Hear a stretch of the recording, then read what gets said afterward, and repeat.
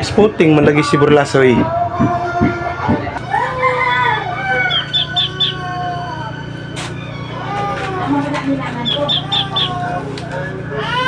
Nangutang mga ko sa bangko. Siyempre, spotting kay kwarta naman release man ako karon.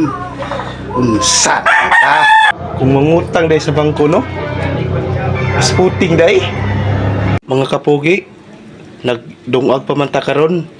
Ato na to si Burlasoy kay tulo na to kabulan tong yang sakit sa ulo. Tapos gihilantan pa siya. Ato na to. Ang siyang balay. Ato na to atong pangusultahan kung sa hinungdan ay yang hilanat o sakit sa ulo. Kaya na ta, paingon sa yang balay da na. Kaya diri sa iyang duyan mga kapogi. Burlasoy, unsa may hinungdan na ng imong hilanat ug lapad-lapad sa ulo?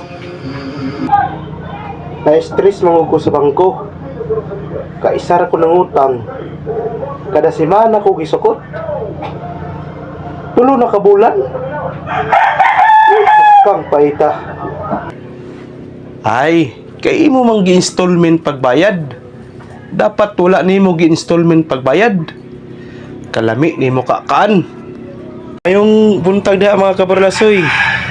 Shout out ko da sa mga supporters, no, nagsuporta sa to labi na da kay Gerald Anyasco, Jasin Pakiring ug sa iyang mga amigo da. Shout out ko da sa mga viewers da nga mga nag-silent lang da sa kilid-kilid da. Shout out ko da sa inyo tanan. God bless us all. Thank you sa inyong suporta.